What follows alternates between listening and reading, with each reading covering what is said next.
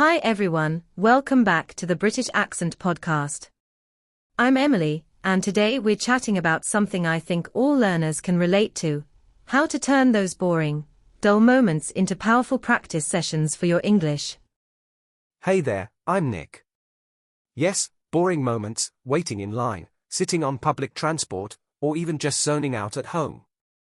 Those times might feel useless, but with a little twist, they can become golden chances to improve your English. Absolutely. It's about shifting your mindset. Instead of seeing those moments as wasted time, think of them as mini opportunities. And the best part? You don't need any special equipment or a quiet room to make it happen. Right. For example, when you're stuck waiting somewhere, you can quietly repeat vocabulary related to your day, or practice phrases you've learned recently. Just a few minutes of this can help with retention. Or try describing your surroundings out loud or in your head. Like, the bus is slow today. People are chatting quietly. It's a cloudy afternoon. It trains your brain to form sentences naturally. Even better, try to guess what someone might say next if you overhear a conversation, or create a little story about what you see. That way, you're actively engaging your imagination and language skills. It's amazing how much language you can practice without needing a formal study session. The key is to make it a habit. These little bursts add up faster than long, stressful hours at a desk. And don't worry if you feel a bit awkward at first. It's normal. The more you practice turning boring moments into language practice, the more natural it becomes. Definitely. And the beauty is, no one has to know you're practicing. You can do it silently in your head if you want, or whisper softly. It's flexible, and you can adjust it to whatever situation you're in. Yeah, and sometimes just thinking about a word or phrase repeatedly during a dull moment can help your brain lock it in. It's like mental rehearsal, building that muscle without even realizing it. And when you do get a chance to speak or write, those words come more naturally, because you've already planted them in your mind during those quiet times. Exactly. It's about making the most of every minute, even when life feels slow or uninteresting. Turning boredom into learning energy. Plus, it helps break the cycle of procrastination.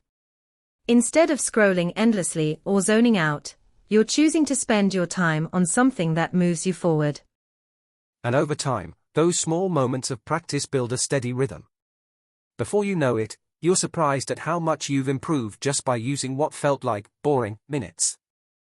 And another thing, using boredom as a trigger can actually make your practice more consistent. Like, whenever you feel bored waiting or doing something repetitive, that's your signal to switch on your English brain. Right, it becomes a kind of automatic habit. You don't have to think, should I study now? It's just part of the moment. And that consistency is what really helps with long-term progress. Also, don't underestimate the power of variety during these moments. Mix it up. Sometimes repeat phrases, other times try forming new sentences, or imagining conversations. Keeps your brain engaged. And it doesn't have to be perfect. The goal is practice, not perfection. Making mistakes in these low-pressure moments is part of learning, and it makes you less afraid to use English when it really counts. Exactly. So, next time you find yourself stuck in a boring situation, remember it's an opportunity. A chance to turn that time into something valuable for your English journey. And honestly, it can make those boring moments feel a bit more enjoyable too. Instead of just waiting or zoning out, you're actively doing something meaningful, even if it's small. It's a way to keep your motivation alive without pressure. You're moving forward quietly, steadily, which is often better than trying to cram everything in one big session. Plus, it helps build confidence over time. You start noticing how your vocabulary grows, how sentences come easier, just because you made use of those little pockets of time. And the best part? It's completely flexible. You can do this anywhere, anytime. No special setup needed, just your mind and a willingness to turn boredom into progress. So really, the key is to see boredom not as a setback, but as a secret advantage. Those boring minutes might just be your most powerful practice sessions. And when you start thinking like that, it changes everything.